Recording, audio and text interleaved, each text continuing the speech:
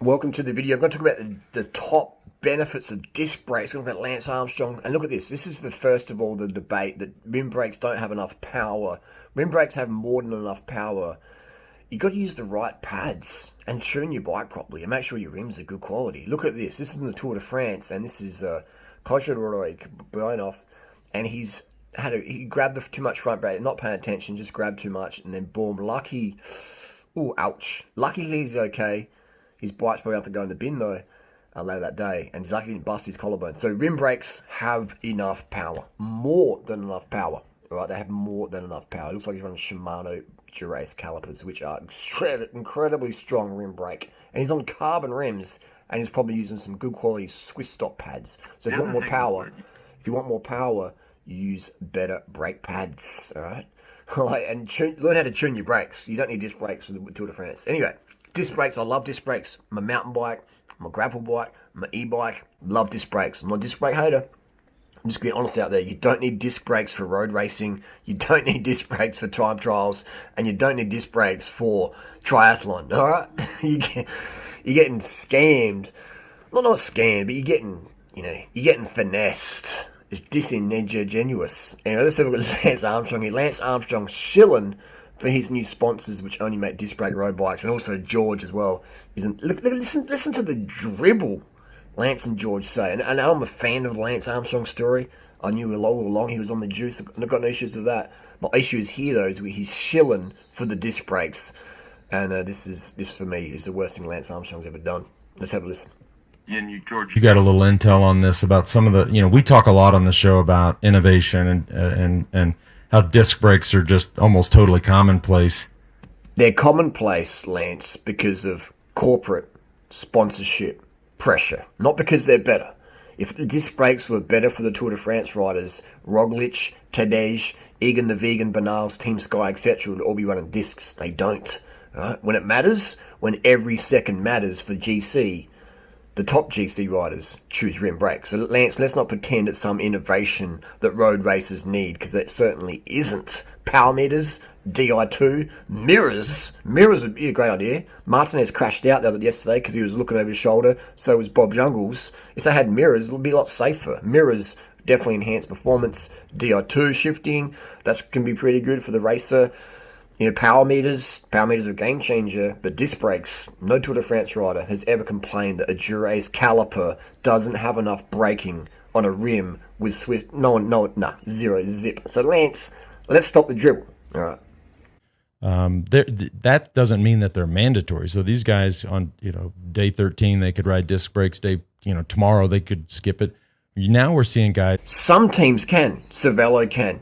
Bianchi riders can. Pinarello can. But, the reason Cervelo even pay big bonuses for their riders, if they choose to ride disc rim, they get a big bonus if they ride the disc. That's just fact. If you get a stage win on a disc brake bike, on a team where it's optional, you get a wicked bonus. All right, so these riders are going, I'll get a cash bonus, all right, I'll have a go. But no rider's going to, and the riders on Trek, Specialized, BMC, they don't have the choice. Lance. You left that out. You know that, but you left it out. Guys go between disc brakes and old school caliper brakes. I think you got a little scoop on that. Old school, How about tried and tested? Yeah, well, I was surprised to see both Pogacar and Primoz without disc brakes yesterday. Look at me smiling like what are you guys even, how are you trolling? I'm surprised that, Roglic and Tadej would use heavier bikes with slower wheel changes, and I'm just really surprised that they would risk having a rubbing caliper on the last climb of the day, have a crash, bent a rotor, and then have his rubbing rotor the whole way up the climb. I'm surprised that they would go with rim brakes. I'm surprised, Lance. It's weird, isn't it? Let's listen more. And I just assumed it was a weight issue, but apparently at least one of them, they didn't get the disc brake bikes until the Dauphiné, so they're just quite simply not used to riding them. Right. Oh my God! What the not used to a world tour rider? Oh, I'm not used to riding disc brake. Oh wow! How do these things work? You squeeze the lever. You squeeze the lever and the piston go. Oh! I think I need a bit of time to get used to that. Come on! I can swip and swatch my disc brake bikes, my rim brakes in seconds. What? And it's not a weight issue. Apparently, It's not a weight issue, apparently. Really? It's not a weight issue, apparently. Can you imagine someone giving Lance Armstrong a disc brake bike in 2003? You know, can you imagine if 2003 we go back to Lance Armstrong and we give him a 2020 Trek Madone, which is about the same weight as Lance Armstrong's climbing bikes in the 2003 tour, and we say, hey Lance, use this disc brake bike. He's going to be like, you think I need disc brakes? You think I can't descend brood? What are you on about? You know, he would get that disc brake bike and fling it and go sell this Trek Madone disc brake to some fat CEO, barrister, surgeon, dentist, whatever. I ain't racing it. Boom, and he'd slam the bus door, you know. That's what he'd be doing. And then he'd put his head out the bus door and go, send those strippers in. Boom, shut the door again, you know. Disc brakes. Lance would be like, disc brakes. They want me to ride disc brakes? You know. So, anyway, the troll, listen, look at George's face. Like, he is shilling hard for them BMC Team Machine SLR disc brake bikes. Let's listen.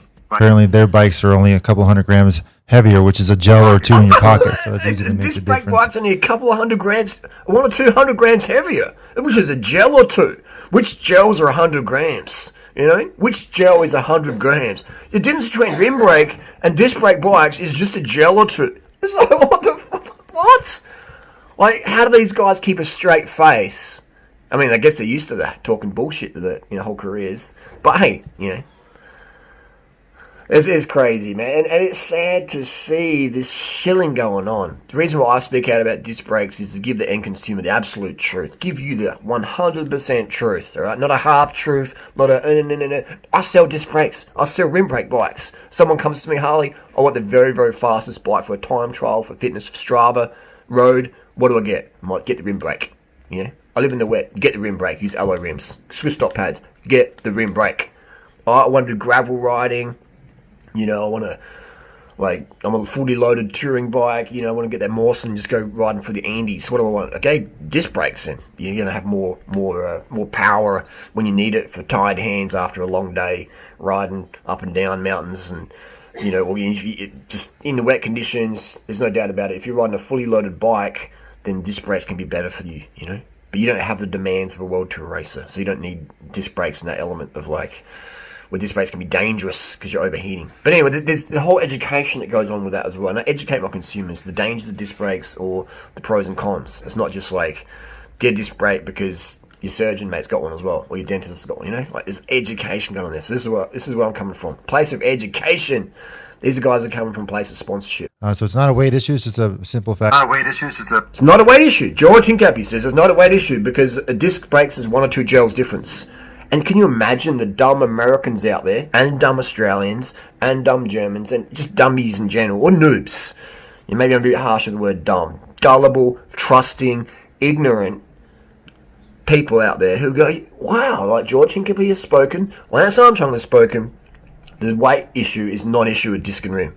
And then they go and buy a Trekker or a Cannondale, or a Pinarello disc, or a Specialized. Let's go to Specialized, because everyone knows Specialized. A Specialized SL7 disc brake is heavier out of the box than a Specialized SL3 S-Works Tarmac from 2009.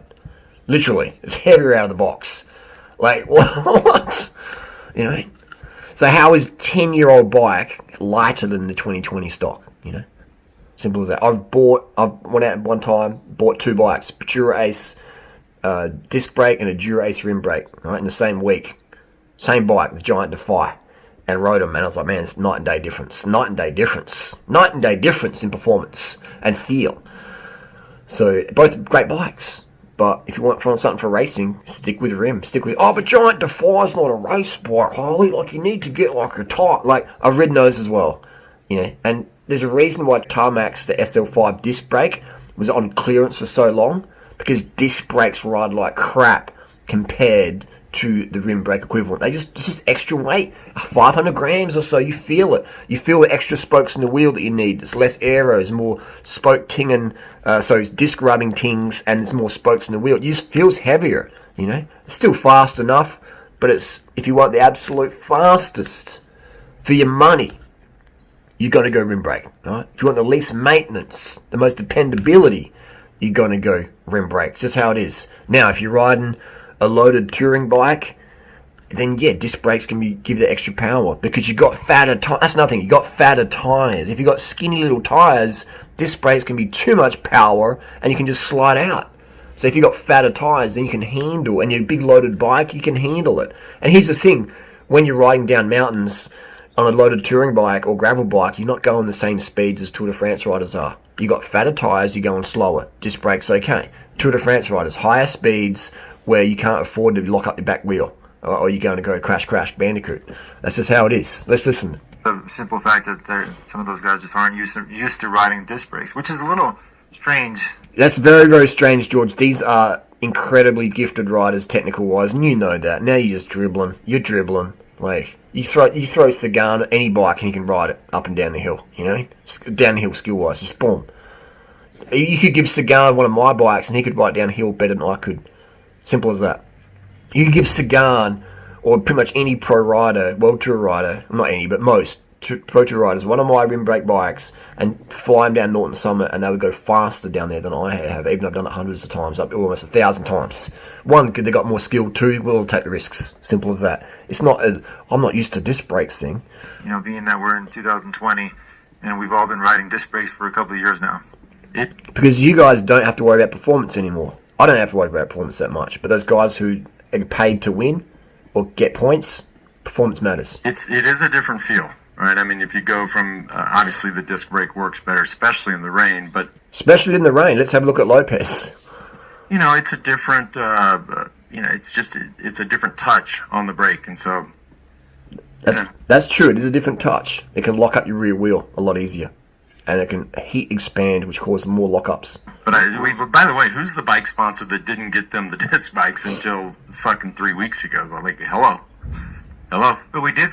It wasn't about that, Lance. It was about performance. It was about performance. And you know that Lance is trolling. It's almost like Lance is throwing shade at Bianchi, Pinarello, etc. See a really slow neutral wheel change that you pointed out today. That was interesting as well. Now, we pointed out, I think in the first or second stage of the tour, that all these mechanics got the drill ready, pop out the through axle and get the wheel in. It's super quick now. But you need a speed drill now to take a wheel out. Now that's the reason right there, guys. You don't know even talking about. The Mavic. Sorry, you're right, but let's say you're a pro rider, right? You get a flat tire. You can take the wheel out yourself and hold it up and say, I need a front wheel. Now, if you got a disc brake, you have to wait there and go, and then the guy's like, front or rear? And you're like, front. Oh, I can't hear you. I need a front wheel. You know what I mean? So then the guy comes out. You're basically standing on the road like a noob. Like, I don't know how to take out a front or rear wheel. You know what I mean? Slows things right up. Causes disc brake wheel change anxiety. It's a new DSM-4 mental health marker. Somehow they don't have that. They had the little tool, and the guy's just moving it by hand. It took an eternity. That's got to take another 30 seconds. There you go. That's another reason disc brakes have no place in the World Tour. 30-second wheel changes? No thanks. Change the wheel by doing it. Why doesn't he have the drill? Like, if all the team mechanics have drills. What if the drill runs out of the back? Like, why would they don't need disc brakes, Lance? He had like it looked like an old. It's like the old crossbar we used to use in our cars. In a car, right? We might have to hit up the firm that actually just reinvested into Mavic. Tell them to get some drills for their boys. Yeah, hello. Just get some drills. Just get some drills, guys. Don't use rim brake fast that's been tested and proven and it's good enough. Let's do a whole new wheel tech that's heavier and rubs in crashes. Gonna be a hot roddy, you land on a Dyson slice. Like, let's make the brakes, let's put touring brakes, mountain bike brakes, gravel brakes, e-bike brakes on these little skinny wheeled 7 kilo bikes and add half a kilo to them. Let's make wheel changes slower. Let's make mechanics' life's jobs even harder than it already is. Let's give anxiety for riders, because it's not really hard enough to be a pro cyclist with how cutthroat it is with the weight and the time cuts and the performance and all the enhancements, etc., etc. Let's make it even more difficult, and let's give them disc brakes, which are more unreliable at that level, where everything is to the nanometer, needs to be working. Let's do that. Nah, I disagree. This is a bad thing for the World Tour. Disc brakes need to go. They need to stay in gravel, stay on e-bikes, stay on mountain bikes, stay for the noobs. Even for the noobs, disc brakes you know, I see people crashing down Norton Summit and stuff because they got more power on their brakes. That gives them more confidence, but they don't have any more skills. So now they're going faster. It's like giving a learner driver a Porsche 911 twin turbo and go, hey, it's got really good brakes. They're going to kill themselves because they got all this power and they go, well, the brakes are really good. They're going to go faster. Then they're going to go, oh my God, I'm losing. I've got to hit the brakes. But it's too late, baby. It's not how fast you go, it's how you go fast. Disc brakes got to go. Even for noobs, that can be dangerous. Anyway, that's the deal. Let's have a look at some of the rim brake performances here. This is Tadej Pogacar. It's called Poga Rim. And this is what it's about. When every second matters. Look at that. Just graceful. Rim brakes are just more graceful on the road. I'm a fan of discs, so just so we're clear on that. Look at this. Disc brake rider in the red there. Looks like Yates sucking on the wheel of the rim brake rider. And he's still going to, Tadej rim brake's still going to win. He's still going to win. Look at this. 2 versus 1. And look at that. They got the jump on him. They got the jump on him. And they're going to go around the corner. People, oh, your disc brakes, you can brake later. You can't touch the brakes. They do not touch the brake. Look at that. Not even on the brakes in the corner. You can't touch the brakes. Because if you do, you're going to lose position. And look at that. Look at that. It almost had to run in the barriers to try and win. And still that acceleration on the rim brake. Boom, baby.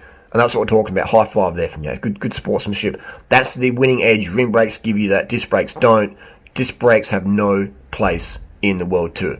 And if you think I'm wrong, fight me, bro. Fight me. Anschlagen lassen und nach so 3-4 Kilometer Steigung, jetzt sind sie drin. Das ist der erste, das geht gleich los da, 10%. Für Laurent Roux 5,22.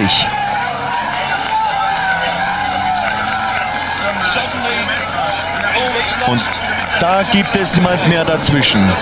11 Kilometer hier Livingston. Nein, das ist Vinokurov. Ja, ist Vinokurov. Pardon. Und Lance Armstrong attackiert, ist weg. Ulrich hat... Ja, weg. Das ist ja unglaublich. Wer hätte das gedacht? Wer hätte das gedacht, dass er so noch fahren kann? Ich glaube nicht, dass Ulrich weg ist. Nein, ich sag nicht weg, aber abgehängt. Er schaut sich um. Und wie schaut er sich um? Das war eine Provokation, dieser Blick. Natürlich, sowas macht Eindruck. So wie die Beine. Und jetzt ist die Frage, Jan Ulrich konnte sich schonen. Die Mitstreiter haben sich verbraucht. Er fährt seinen Rhythmus und er fährt hier.